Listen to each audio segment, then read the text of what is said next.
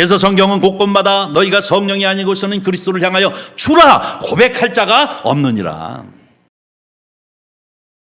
하나님의 말씀 보겠습니다. 요한복음 신약성경입니다. 요한복음 14장 25절부터 28절까지 말씀입니다. 다 찾으신 줄 알고 오늘 이 아침 우리에게 주시는 하나님의 말씀 저와 같이 함께 한 목소리로 합독해 올리도록 하겠습니다.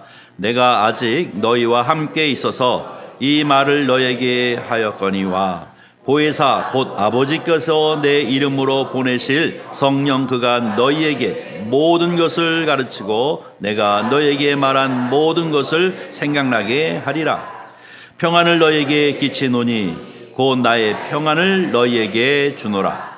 내가 너희에게 주는 것은 세상이 주는 것 같지 아니하니 너희는 마음에 근심하지 말고 두려워하지 말라.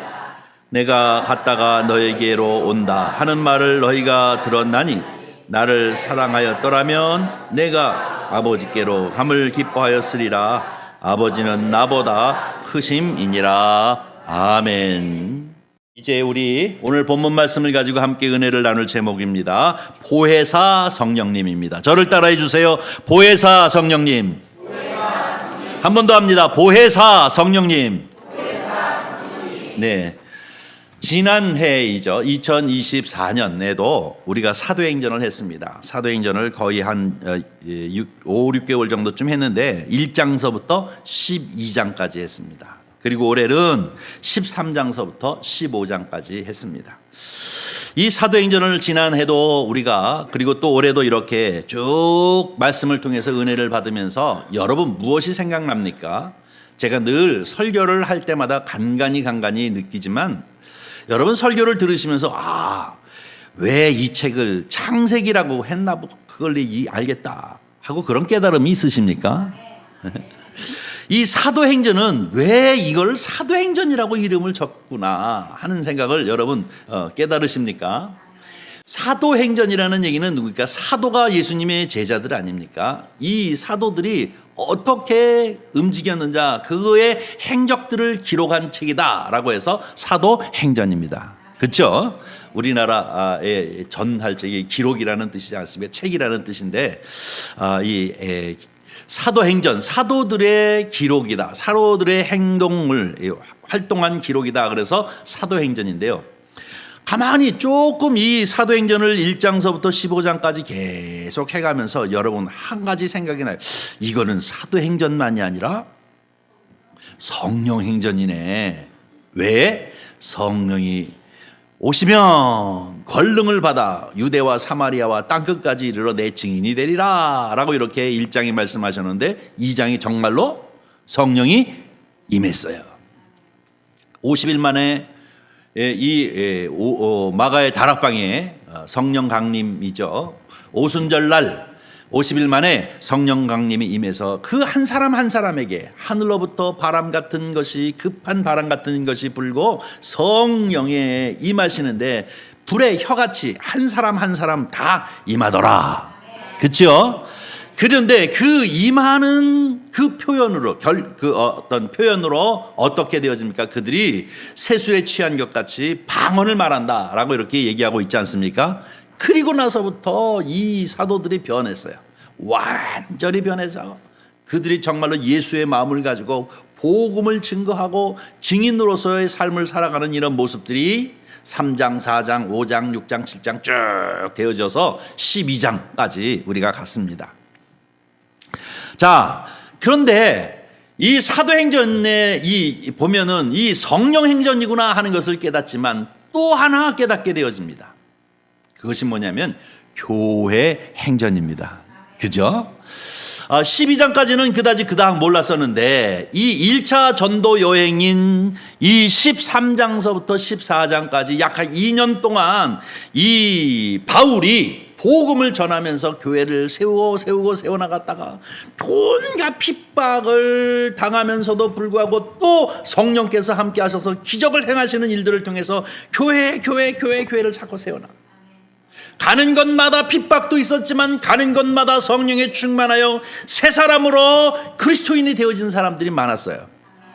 사도 바울은 그 교회들이 안타까워서 자기의 옆에 고향이 있음에도 불구하고 다시 돌아가서 여태까지 왔던 길을 또 돌아가면서 그들을 굳건하게 서라, 굳건하게 서라, 말씀에 서라 이렇게 얘기하고 다시 파송지로 돌아왔던 것을 우리가 볼 수 있습니다. 이런 것을 보면 이게 교회가 어떻게 이루어져 나가는가 하는 것을 기록하고 있는 교회 행전이기도 하구나 하는 것을 아마 깨닫게 되어질 줄 믿습니다. 이 말씀을 우리가 이제 보았고요. 그러면서 한 가지 생각하는 것이 뭐냐면 성령 충만이라는 것이 과연 무엇일까 하는 것입니다. 성령 충만, 이 사도행전에서 나와 있는 성령 충만, 성령이 충만하더라, 성령이 충만하더라 라고 하는 그 말씀들을 통해서 표현되어지고 느껴지는 이런 상황들을 이렇게 생각하면서 우리가 우리나라에서 얘기하고 있는 이 성령 충만하고는 조금 다른 결이 하는 생각을 느낄 때가 있을 것입니다. 우리나라 개념에서의 성령 충만이라고 하는 것은 방언 기도를 하고 신유의 은사가 있어서 사람마다 그냥 막 병 고친다고 그렇게 하기도 하고, 때로는 예언의 은사가 있다고 그래가지고 동태집을 해, 명태집을 해 막 이러면서 이제 예언을 하시는 분들도 때로는 있고, 물론 그렇지 않은 분들도 있습니다. 그런가 하면 봉사가 너무나 열정적이고 다혈질적이어서 다른 사람에게 막 상처를 줘가면서 봉사하면서 내가 봉사왕이야 막 이렇게 하시는 분들도 있고 하는 이런 모습을 보게 되어집니다. 그러면서 왜 성령 충만이라고 하는 것이 어떻게 보면 하나님의 영이 그 가운데 임하여서 그와 같이 함께 동류 같이 하면서 하나님의 일을 감당하는데, 그렇다면 존경함을 받아야 하는데, 그렇다면 많은 사람들한테 존경받고 야, 저 사람 정말로 변했어, 달라졌어, 정말로 은혜의 사람이야 하는 그러한 존경을 받아야 하는데, 간혹 가다 보면은요 아주 독선에 빠지고, 간혹 가다 보면 이제 아주 자기의 이기적이고 아집에 빠져 있는 경우가 종종 있다는 겁니다. 왜 그럴까? 여러분 고민하지 않으십니까? 혹시 자기 자신도 고민해 본 적이 있지 않습니까? 아니면 주변을 보면서 고민해 본 적이 있지 않습니까? 저는 청년 시기에 이 부흥사 밑에서 처음 신앙생활을 했기 때문에 엄청나게 은혜도 많이 받고 열심히 쫓아다니면서 기도대서요. 학교 다니는 고등학생이 맨날 새벽기도, 금요, 또 산기도도 다 가고, 교회 페인트 칠하면 제가 앞장서서 막 했어요. 학교 안 가고. 그래가지고 선생님이 찾아와가지고 너는 학생이냐 목사님이냐 막 그렇게, 뭐 지금 와서 내가 이런 얘기 해서는 안 되지만 제가 고등학교 2학년 때 생활기록 뽑으니까 성격 교정 불능 이렇게 써놨더라고요. 그러니까 뭐 이게 아무리 요렇게 얘기해봐도 안 되고 곱박을 줘봐도 안 되고 뭐, 그러니까 나 포기했다 그 얘기죠. 그분들이 그런데 천주교인이었어요. 뭐 부흥회라고 교회 안 오고 막 그러니까 그랬겠죠. 어쨌든 이게 좀 제가 뭐랄까요, 좀 오해한 측면이 있단 말이에요. 성령에 대해서 오해한 측면이 참 있었다 하는 생각을 이렇게 하게 되어집니다. 성령께서는 아주 신사적이신 분인데 이게 막 학교를 안 가고 그러면 안 되는데 이게 사실은요. 그런데 그렇게 되어져 버렸습니다. 어쨌든 이 말씀을 우리가 가만히 보면서 오늘 얘기하고자 하는 것은 뭐냐면, 이 오해한 측면들이 참 많이 있어요. 우리 한국교회가 성령에 대해서 오해한 측면이 많이 있는데 지금은 이제 조금씩 자리를 잡아가고 있습니다. 성령님이 어떤 사역을 우리 안에 들어오셔서 하시고 있는가 하는 것을 우리가 깨닫게 되어지는데요. 오늘 우리가 본문 말씀을 가지고 함께 은혜를 나누고자 하는 이 요한복음 14장 25절서부터 28절까지 말씀은 사실 따지고 보면 요한복음 13장서부터 17장까지 예수님께서 그 제자들과 같이 말씀하신 내용 중에 대부분을 차지하고 있는 내용이 바로 이 성령 얘기입니다. 이때 당시 분위기는 어떤 분위기냐면, 예수님이 3년 반 동안 제자들과 같이 이제 훈련을 하고, 그리고 제자들과 같이 함께 먹고 마시면서 하나님 말씀을 전하기도 하고 그들을 훈련시키고 하신 것을 우리가 복음서를 통해서 알지 않습니까? 그리고 난 후에 예수님이 이제 얼마 후에 바로 이 베드로로 하여금 주는 그리스도시요 살아계신 하나님의 아들이십니다 라고 하는 이 고백을 받은 후에 제일 입을 열어서 하시는 말씀이 뭐냐면, 내가 순환당할 거다예요. 순환당할 거다. 이 얘기는 무슨입니까? 내가 죽을 거다라는 얘기지 않습니까? 제일 첫 번째로 이제 입을 열어서 하신 말씀인데요. 근데 이게 가까웠어요. 유월절 전, 요번에 돌아오는 유월절에는 예수님께서 친히 저 예루살렘에 올라가셔서 십자가에 달려 죽을 것을 이미 계획하시고 제자들에게 또 얘기를 하십니다. 내가 며칠 있으면 고난을 당할 거라는 거예요. 다시 말해서 저들의 손에 넘겨져서 내가 죽음을 당할 것이다. 3년 반 동안 쫓아다니는 제자들이 깜짝 망연자실해지는 거잖아요. 그러니까 그들이 어떻게 합니까? 어떤 사람들은 슬퍼하고 어떤 사람은 두려움에 떨고 있고 막 그런 지금 분위기입니다. 이게 이 분위기 가운데 예수님께서 13장, 14장, 15장, 16장, 17장 이렇게 그들을 갖다가 한 자리 다락방에서 그들을 위로하시는 말씀이에요. 야, 두려워하지 말라. 내가 너에게 평안을 주노니 이 평안은 세상이 줄 수 없는 평안이다. 두려워하지 말라 하고 얘기하시는 거잖아요. 발을 씻겨주시기도 하고 그러면서 여러 가지 그들을 위해서 대제사장으로서 중보기도도 하십니다. 근데 이 내용의 대부분의 내용이 무엇이냐면 성령에 관한 이야기입니다. 이 얘기는 뭐냐면 떨지 마. 그러면서 내가 가야만 너희들이 좋아. 내가 가는 것은 내가 십자가에 달려 죽고 그리고 부활하셔서 하나님의 나라에 가는 것이 너희에게 유익해. 왜? 성령이 그래야 오신다는 얘기입니다. 그것이 바로 26절 말씀입니다. 우리가 함께 읽었던 26절 말씀 한번 보겠습니다. 다 같이 읽습니다. 보혜사 곧 아버지께서 내 이름으로 보내실 성령 그가 너희에게 모든 것을 가르치고 내가 너에게 말한 모든 것을 생각나게 하리라. 아멘. 뭐요? 보혜사. 여러분 보혜사가 무슨 뜻인지 아나요? 보혜사. 아버지가 보혜사를 내 이름으로 보혜사를 줄 것이라는 거예요. 보혜사를 너에게 보내주는데 이 보혜사가 곧 뭐예요? 성령이라는 거예요. 여러분 이 삼위일체론 알죠? 성부, 성자, 성령. 이 분들은 하나이시면서 또 세 분이신 독립된 세 분이시면서 또 존재론적으로는 한 분이신 분. 이게 삼위일체입니다. 이게 이렇게 얘기하지만 이게 사실은 잘 이해되어지지 않은 부분이겠죠. 그런데 이 성령이 누구냐면 제3위격이신 성령 하나님이신 줄 믿습니다. 그런데 이분을 뭐라고 얘기하고 있느냐면 보혜사라고 이렇게 표현하고 있는 거예요. 그분이 오시면 두 가지 한대요. 모든 것을 가르치고 그리고 또 두 번째로 모든 것을 생각나게 하리라. 성령께서 오셔서 하시는 일이 바로 그것이라는 것입니다. 그런데 이 보혜사라고 하는 것이 우리나라가 맨 처음에 이 성경을 번역할 적에 중국어로 번역했다가 그 다음에 이게 한국어로 번역하게 돼야죠. 중국어를 가지고 번역한 거란 말입니다. 그래서 지금은 예수님께서 말씀하시기를 이렇게 표현했지만 제가 어린 시절에는 예수님께서 가라사대 이렇게 얘기했습니다.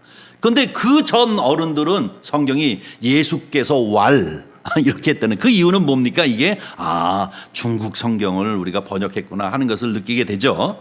그러나 지금은 많은 학자들이 있어가지고 이것을 여러 가지 형태로 아주 쉽게 이 히브리어나 헬라어를 공부한 사람들이 많기 때문에 이제 제대로 번역을 계속해 나가고 있습니다.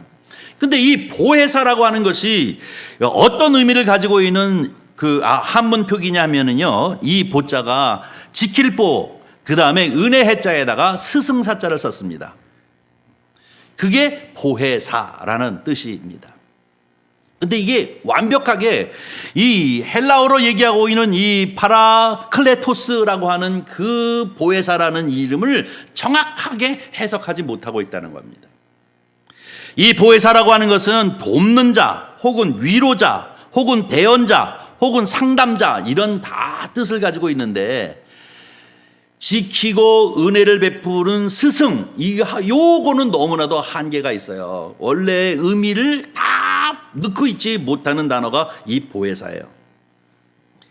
마치 이 보혜사라고 하는 것은 어떤 뜻을 가지고 있느냐, 이 보혜사라고 하는 것은 내가 힘들어할 적에, 내가 넘어져서 일어나지 못할 때, 내가 완전히 실패했을 적에 나를 일으켜 세우시고 또 이 실패했을 적에 결국 나를 위로해 주시는 하나님, 또 뿐만 아니라 내가 길을 잃었을 적에 나를 인도해 주시고 내가 어려움에 봉착해 있을 적에 상담해 주시는 분이 보혜사 성령님이신 줄 믿습니다. 여러분 경험 있습니까? 내 안에 들어와셔서 나와 함께 하시는 보혜사 성령님께서 나를 위로해 주신 적이 있습니까? 내가 좌절해서 망연자실해 가지고 무릎이 꺾여 가지고 널브러져 있을 적에 내 안에서 성령께서 기도하는 중에 막 일어나 괜찮아 하면서 이런 소리를 들으신 적이 있습니까? 이것이 바로 보혜사 성령이 하시는 일이란 말입니다. 그 얘기를 하고 있는 것이 바로 이 26절 말씀입니다. 이 보혜사라고 하는 것을 잘 이해시키기 위해서 한 가지 얘기를 하려고 합니다. 저 중동에 아주 큰 부자가 하나 있었는데요. 그 부자가 얼마나 재산이 많은지 엄청난 거예요. 그런데 아들이라고 딱 하나가 있는데 그거 한 80밖에 안 된대요. 그러니까 좀 부족하다는 얘기죠. 이 엄청난 재산을 저 아들이 이제 결국은 내가 죽으면 잘 다스려 가야 할 텐데 도대체 저 아들을 도대체 믿어지지가 않아요. 주면은 주는 대로 이거 다 없애버릴 텐데 그 부부가 생각해서 하는 말이 생각한 게 뭐냐면 청지기를 하나 좀 두어서 청지기에게 이 재산을 다 맡기고 그리고 아들도 맡기는 것이 좋겠다 하는 생각을 해가지고 청지기를 하나 두었습니다. 그때 이 청지기가 재산도 다 관리해주고 자식도 잘 케어해주고 잘하는 거예요. 그래 얼마나 좋아요. 그 계속해서 일했으면 참 좋았을 텐데 이 사람이 선한 청지기는 아니었던 것 같아요. 엄마 아버지가 다 돌아가시고 난 다음에 매일같이 재산 하나를 하나씩 자기 이름으로 해놓는 거예요. 세월이 지나니까 모든 재산이 다 청지기의 재산이 되고 이 아들은 하나도 재산이 없는 사람이 됐어요. 그래서 결국은 어떻게 되어지냐면 이게 법정으로 가게 되어졌습니다. 법정으로 갔더니 하나하나 다 얘기하니까 여기 문서를 보십시오. 내가 몇 월 며칠에 이거를 갖다가 내가 샀다는 거예요. 뭐 여기 보십시오. 몇 월 며칠에 내가 이것을 샀습니다 하고 하나하나 같이 다 준비했다가 이 청지기가 착착착착 내놓는 거예요. 아들에게 이 판사가 얘기하기를 뭐라고 얘기하냐면 야 너는 보혜사가 없냐? 하고 이렇게 물어보더래요. 이때 보혜사예요. 그를 위해서 대변해주고 그를 보호해주고 그 모든 것을 지켜줄 수 있는 것을 보혜사라고 이렇게 표현하고 있는 것이 보혜사 개념입니다. 그런데 저와 여러분은 이 보혜사 성령이 내 안에 성전 삼고 들어오셔서 사시는 줄 믿습니다. 이 개념을 확실하게 하세요. 보혜사 성령이 내 안에 들어와 성전 삼고 나와 더불어 함께 계시는 줄 믿습니다. 이것을 상징적으로 성경에서 보여주시는 것이 바로 예수님께서 공생애를 시작하면서 이 요단강에서 세례를 받으실 적에 삼위일체가 다 한자리에 모였습니다. 기억하십니까? 예수님이 세례 요한에게 세례를 받기 위해서 요단강가에 딱 있는데 하늘이 쫙 찢어지면서 하늘에서 뭐예요? 음성이 먼저 들렸어요. 뭐예요? 내 사랑하는 아들 기뻐하는 자라. 이거는 성부 하나님의 소리잖아요. 그 다음에 거기 뭐가 내려왔어요? 성령이 피들기같이 예수에게 임하였다라고 얘기하고 있죠. 그게 뭐예요? 이 삼위격이신 성령 하나님, 그 다음에 지금 이 세례를 받기 위해서 이 아버지의 뜻을 온전히 순종하기 위해서 이제 사적 생애에서 공생애로 들어가기 위해서 세례를 받기 위해 서 있는 지금 뭐예요? 성자 하나님, 이 삼위일체가 딱 거기 있을 적에 왜 여기에 성령님이 내려오셨는가? 바로 우리가 예수 그리스도를 믿으면 우리 안에 무엇이 임하신다고요? 성령이 임하심을 얘기하고 있습니다. 그래서 성경은 곳곳마다 너희가 성령이 아니고서는 그리스도를 향하여 주라 고백할 자가 없느니라.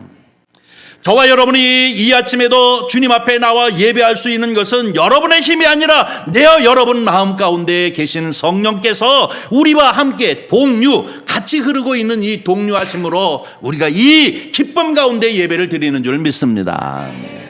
기도 드릴 때 아멘 아멘 찬송할 때에 두 손을 번쩍 들고 아니면 힘을 주고 하나님 앞에 찬양할 수 있고 같이 공감하면서 예배할 수 있는 것은 바로 여러분 심령마다 보혜사가 계시기 때문에 그런 줄 믿습니다. 그래서 진실한 예배가 되어지는 거예요. 영광을 돌리는 예배, 하나님이 기뻐하시는 예배, 우리에게 복이 되는 예배인 줄 믿습니다. 이 일을 감당하시는 분이 누구시요? 보혜사. 아셨습니까? 보혜사 성령이 우리 안에 들어와 계시는 줄 믿습니다. 그런데 이 보혜사께서 하시는 일이 무엇입니까? 지금 보니까 성령 그가 너희에게 모든 것을 가르치시고, 이거는 뭐냐면 학교 안 다녀도 석박사를 받을 만큼 지식을 주신다는 게 아니라, 세상 지식이 아니라 뭐예요? 하늘의 지식을 주시는 거예요. 하늘의 지식은 뭐예요? 지혜입니다. 지혜. 종종 봅니다. 여러 가지 면에서 사회적으로는 부족하고 연약한 측면이 있는 권사님인데 성경을 이해하거나 성경의 진리를 깨달아 알아서 입으로 얘기하시는 거 보면 목사보다 나아. 그런 분들 못 봐요? 저 양반은 내가 보기에는 참 여러 가지 면에서 지적으로 참 모자라는데 가만히 듣다가 한마디 입을 탁 열어서 하시면 와, 명확하게 이해하고 명확하게 탁탁 얘기하는 걸 여러분 모르십니까? 그렇잖아요. 지난주나 지지난주에 우리가 설교를 들을 적에 이 예루살렘 공회에서 그들의 결정해 놓은 것을 보면 이게 성령이 아니고서는 안 돼요. 어떻게 그 미래적인, 아니 오늘날까지 2000년 3000년을 앞보고 하나님의 나라를 어떻게 이루을 것인지를 알고 있기 때문에, 자 우리가 요긴한 이런 것만은 하지 말고 모든 것을 다 오픈시키자, 이런 결정을 어떻게 할 수 있을까요? 성령이 그들 가운데 충만하게 있기 때문에 성령 받았다고 벌벌벌벌벌 떠는 성령만이 아니라 뭐예요? 지혜가 있는 거예요. 지혜가. 진리가 무엇인지를 알아요. 하나님의 의가 무엇인지를 알기 때문에 그것을 결정할 수 있었음을 믿습니다. 이것은 제자들을 향하여서만 주시는 성령 보혜사가 아니라 저와 여러분에게도 보혜사가 있는 줄 믿습니다. 보혜사가 내 안에 들어오셔서 성전 삼으시고, 그리고 나와 더불어 공유하시면서 때로는 나를 가르쳐 주시고 또 때로는 나로 하여금 생각나게 하시는 그 일을 감당하시는 분이 이 보혜사 성령님인 줄 믿습니다. 어떻게 우리가 매주마다, 아니 여러분 주일마다 오시는 분은 일주일에 한 번씩 예배 드리지만 나는 새벽마다 드려요. 수요일날도 드리고 금요일도 드리고, 나만이 아니라 여기 몇몇 권사님들 늘 드려요. 그래도 예배 드리는 게 지겹지가 않아. 만약에 이게 동창회 모이는 거라면 야야 우리 그만 모이자, 지겹다, 한 10년 쉬었다 가자, 뭐 이러지 않겠어요? 여러분 금요일마다 모여가지고 1시간 동안 찬양하고 기도하고 찬양하고 기도하고 그러면서 돌아가면서 내가 10,000원씩 드릴까요? 드리나요? 아니거든요. 그런데도 왜 꾸역꾸역 나와서 주님 주님 눈물 뿌리면서 찬양하고 기도합니까? 여러분 안에 누가 계시기에? 보혜사 성령이 함께 하시기 때문에 이게 은혜가 되니까, 기쁨이 되고 위로가 되고 힘이 되고 믿음을 갖게 되어지니까 뭐예요? 이게 지겹지가 않은 거예요. 제가 종종 얘기하잖아요. 제가 이제는 거의 한 50년 이상 예수를 믿었는데 단 한 번도 교회에 빠지지 않고 끝까지 올 수 있는 거는 내 의지로는 안 돼요. 한 2, 3년 하면 난 지겨워가지고 에이 그거 모르겠다 하고 그만뒀을런지 몰라요. 이 내 의지로 예수 그리스도를 믿었다면. 그러나 내가 지금도 이렇게 믿음 안에서 살 수 있는 것은 내 안에 누가 살아계시기 때문에요. 보혜사가 계시기 때문인 줄 믿습니다. 그럼 여기서 조금 슬픈 얘기 하나 할게요. 열심히 교회 다니다가 나 교회 이제 끊을래. 그런 분들은 그 안에 무엇이 없는 거예요? 보혜사 성령이 무엇인지를 아직 모르는 거예요. 성령이 계시면 우리는 날마다 새로워집니다. 너희는 그리스도 안에서 새로운 피조물이라고 내가 예배 드릴 때마다 맨 먼저 읽는 이가 바로 여기 있는 것입니다. 예전 것은 다 지나갔으니 보라 내가 새 것이 되어졌다. 저와 여러분은 말씀 안에서 은혜 안에서 날마다 새로워지는 줄 믿습니다. 이것이 바로 보혜사 성령인 줄 믿습니다. 성령께서 또 생각나게 하신다, 모든 것을 생각나게 하시리라 라고 하는 것은 무슨 얘기냐면, 예수님께서 산상설교를 통해서라든지 제자들을 통해서라든지 어떤 행위를 통해서라든지 그 3년 반 동안 했었던 그 일들이 나중에 가서 그분이 그래서 그 말씀을 하셨구나, 그분이 그래서 그 얘기를 하셨구나, 그때 그 사람에게 왜 치료를 하셨고 왜 안수를 하셨고 귀신을 왜 내게 내어 쫓아 주셨는가 하는 것을 어떻게 해요? 생각나게 하고 그 의미를 깨닫게 한다는 거예요. 이것은 예수님께서 행하신 공생의 3년 반 동안이 아니라 이것을 통해서 무엇을 이해하느냐면 구약을 이해하는 거예요. 모세를 통해서 왜 이렇게 아브라함을 통해서 왜 그 민족을 이루셨는지, 아니면은 또 모세를 통해서 이스라엘 백성들을 왜 이끌어내 가지고 광야 생활 40년을 하게 했는지 도대체 이해 안 가는 것들이 예수 그리스도의 삶을 통해서 이것을 깨닫고 생각나게 하심으로 말미암아 그 모든 것을 이제 이해할 수 있도록 쫙 이해할 수 있도록 하시는 일을 어떤 분이 하신다고요? 보혜사. 믿습니까? 그러니까 보혜사 성령이 내 안에서 늘 충만하면 여러분은 지식이 좋은 사람은 아니라 지혜로운 사람인 줄 믿습니다. 지혜의 사람이 되어야 돼요. 진리를 아는 거예요. 의가 뭔지, 진리가 무엇인지, 그리고 죄가 무엇인지 이런 것들을 알게 하신다라고 하는 것을 우리에게 가르쳐주고 있습니다. 자, 그 얘기가 요한복음 16장 7절 8절에 나타나 있습니다. 시간이 많이 가서 그냥 쭉 넘어갑니다. 요한복음 16장 7절 8절 우리 다 같이 읽습니다. 그러하나 내가 너에게 실상을 말하노니 내가 떠나가는 것이 너에게 유익이라. 내가 떠나가지 아니하면 보혜사가 너에게로 오지 아니할 것이요, 가면 내가 그를 너에게 보내리니 그가 와서 죄에 대하여 의에 대하여 심판에 대하여 세상을 책망하시리라. 아멘. 이 책망한다는 얘기는 가르친다는 거예요. 어떤 측면에서는 이 손의 이 양면과 같아요. 한쪽은 책망이 되지만 한쪽은 뭐예요? 권면과 위로가 되지 않겠습니까? 이런 말씀을 얘기하는데요. 자, 지금 이 얘기는 무슨 얘기냐면 똑같아요. 지금 지금 읽은 말씀이 몇 절이냐 하면 16장이에요. 그러니까 13, 14, 15, 16, 17까지를 예수님이, 우리가 신학교를 다니는 사람들은 뭐라고 얘기하면 이게 예수님의 마지막 이 다락방 방화라고 얘기합니다. 다락방에서 제자들을 위로해 주시는 건데요. 그때 무슨 위로를 하냐면, 얘들아 슬퍼하지 마, 나 가는 거 슬퍼하지 말라는 거예요. 내가 가야 너희가 유익해. 내가 가야 누가 온다고요? 보혜사가 오시니까 도리어 너희에게 유익하다 이거야. 왜냐하면 나라고 하는 것은 십자가에 달려 죽기 위해서 육신을 입고 성령에 의해서 육신을 입고 오셨는데, 이 육신이 왜 필요했느냐면은 우리를 위해서 피값을 담당하기 위해서, 피의 값을 치르기 위해서 이 육신이 필요하시잖아요. 예수님이 아버지의 뜻을 따라서 이 아이디어, 우리의 죄를 해결해 주시는 방법으로 육신을 입고 이 세상에 오셔서 이 육신은 십자가에 달려 이제 죽게 돼. 모든 사람들의 죄를 다 여기에 짊어지고 희생의 제물, 피의 값을 치루어서 죄 문제를 해결하시기 위해서 오셨기 때문에 예수님이 지금 여기에 어떻게 해요? 잡혀 있어요, 육신에. 그렇죠? 예수님이 동시에 한국에도 있고 미국에도 있고 오스트레일리아에도 있고 러시아에도 있고 이렇게 못 하신다고요, 순식간에. 왜? 육신을 입고 있기 때문에. 그런데 이 육신이 십자가에 달려 죽고 그 다음에 이제 부활하신 후에 승천하시게 되어지면 보혜사 성령이 오시는데, 이 보혜사 성령이 오시는 게 너희에게 유익한 이유는 무엇이냐? 보혜사 성령은 영이란 말입니다. 그러니까 동시적으로 예수 그리스도를 믿는 믿음의 사람들 마음 가운데 임하실 수 있는 분이 되시는 거예요. 그러니까 예수님 뭐예요? 내가 가는 게 너희에게 유익하다. 그러면 보혜사 성령이 오실 것이고, 예수 그리스도를 주라 고백하며 세례를 받듯이 믿는 믿음을 가지는 사람들에게 그 안에 들어와서 성전 삼으시고 그를 도우시고 그를 이끌어 주시는 그 사역을 성령께서 하신다는 얘기예요. 그러니 너희 슬퍼하지 마, 두려워하지 마, 내가 가야 너한테 유익해. 그래야 성령님께서 오셔서 베드로도 요한도 모든 사람들로 다 지혜 있게 하고 담대하게 만들지 않아 하고 말씀하시는 겁니다. 여러분 아시잖아요. 이 베드로와 요한이 성령의 마가의 다락방에서 성령의 충만함을 받습니다.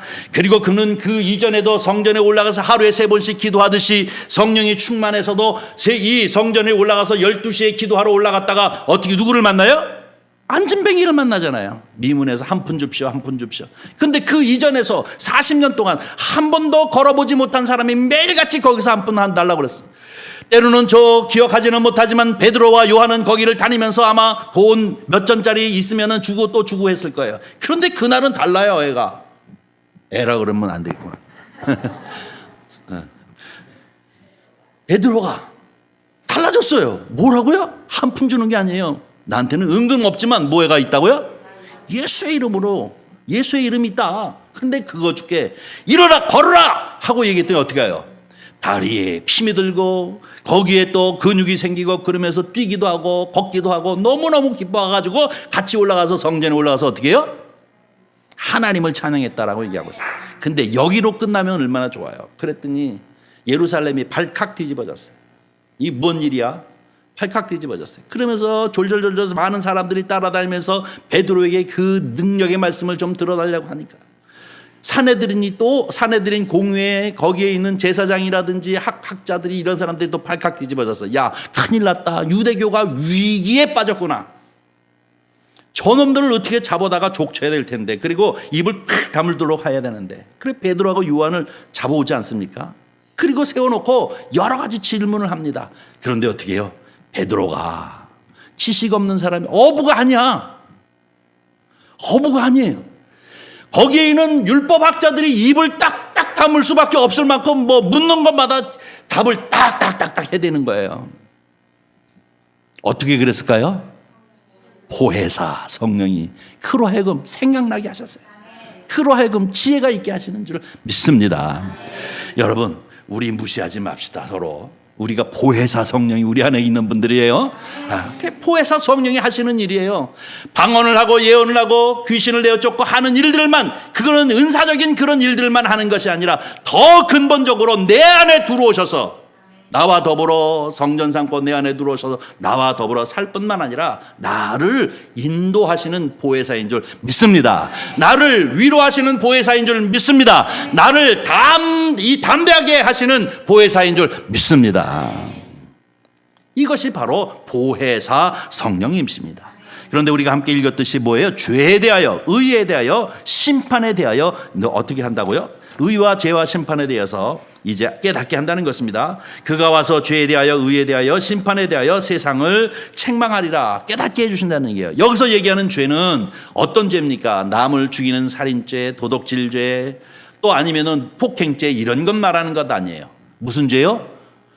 하나님을 믿지 아니하는 죄. 이게 얼마나 큰 것인지를 깨닫게 하시는 일이 누가 하시는 일이에요? 보혜사가 우리 안에 들어오셔서 하시는 일인 줄 믿습니다.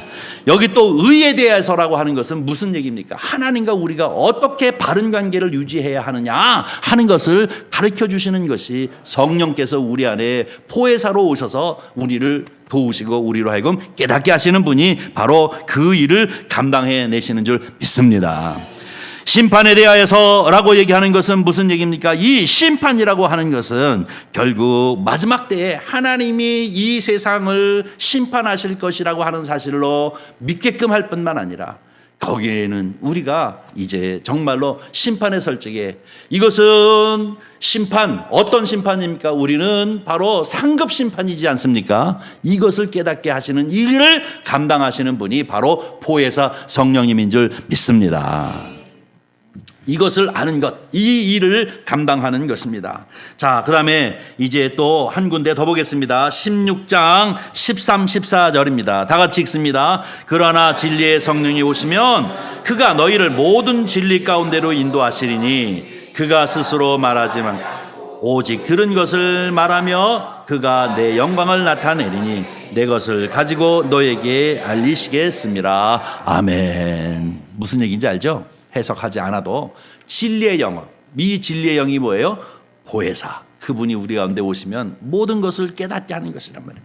모든 것을 깨닫게 진리 가운데로 우리를 인도하시고 내 손을 잡고 자꾸 거룩으로 하나님의 백성으로 백성다운 삶을 살 수 있도록 저와 여러분을 자꾸 이끌어 가시면서 어떻게 합니까? 저와 여러분을 성화시켜 나가는 줄 믿습니다. 그래서 여러분은 작년보다는 올해는 더 화해져야 돼. 작년보다 올해 더 까매지면 문제가 많아요. 그렇잖아요. 보세요 한번 손을 이렇게 까만가 하얘졌나. 뭐예요? 보혜사 성령이 우리 안에 들어오셔서 자꾸 더 훨씬 성령의 통치를 받는 사람으로 우리를 이끌어 가시는 줄 믿습니다. 옛날에는 이놈의 새끼 저놈의 새끼 아주 입에다 달고 살았는데 올해는 싹 없어져서 예수 믿는 사람이 자꾸 이 욕을 하려고 그러니까 여기서 해지마 이런 소리가 자꾸 들리고 그래가지고 하나하나 없어지기 시작하는 거예요. 이게 뭐예요? 성화인 줄 믿습니다. 자, 주일날 교회 나오려고 그러는데 친구가 전화 와가지고 어디 가자 저기 가자 그러면 맨날 옛날에는 에이 모르겠다고 거기 쫓아다니는데 그래서는 안 되지. 내가 그래도 예수 믿는 사람인데 하면서 자꾸 교회로 올 수 있도록 우리를 이끌어가는 것이 무엇이에요? 성령께서 우리로 하여금 이끌어가시는 거란 말이에요. 의에 대하여 다시 말해서 하나님과 나와의 관계를 향하여 우리를 이끄시는 그 일들을 감당하시는 분이 뭐예요? 보혜사인 줄 믿습니다. 이 보혜사가 저와 여러분 가운데 충만하시기를 주님의 이름으로 간절히 축원합니다. 너무나도 시간이 많이 가서 요한복음 7장 38, 39절만 보겠습니다.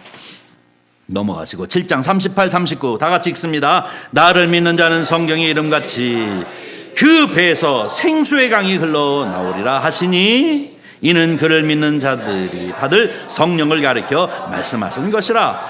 예수께서 아직 영광을 받지 아니하였으므로 성령이 아직 그들에게 계시지 아니하시더라. 예수께서 아직 영광을 받지 않았다는 얘기는 뭐예요? 십자가에 달려 죽으시지 않았다는 얘기예요.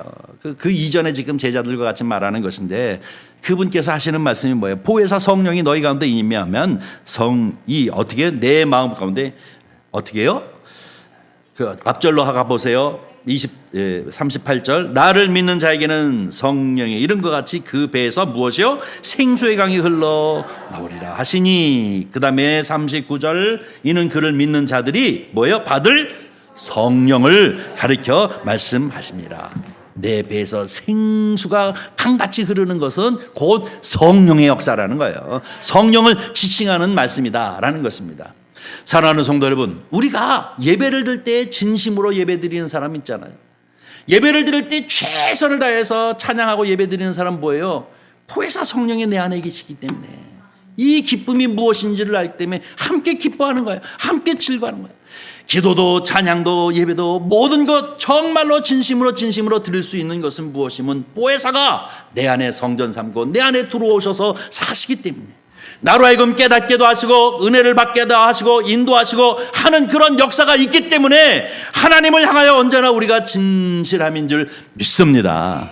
그리하여 여러분 마음 가운데 이 성령의 충만함으로 생수의 강이 넘쳐나는 그러한 은혜가 있기를 주님의 이름으로 간절히 축원합니다. 기도하겠습니다. 자비로우신 아버지 하나님, 주님의 은혜와 사랑을 감사합니다. 오늘 이 아침에도 주의 이름으로 우리를 불러주시옵시고 이렇게 하나님 앞에 예배하시고 또 주님을 높일 수 있도록 은혜를 베풀어 주심을 진심으로 감사를 드립니다. 우리의 심령 가운데 우리의 영혼 가운데 힘을 더하여 주시옵시고 성령의 충만함을 언제나 힘있게 하여 주시옵시사 성령께서 인도하심과 말하게 하심과 통치하심을 받아 언제나 거룩하여지고 성화되어져 가는 주님의 백성이 되어지도록 축복하여 주시옵소서. 주께서 늘 함께 하시기를 원하오며 예수님의 이름으로 기도하옵나이다. 아멘.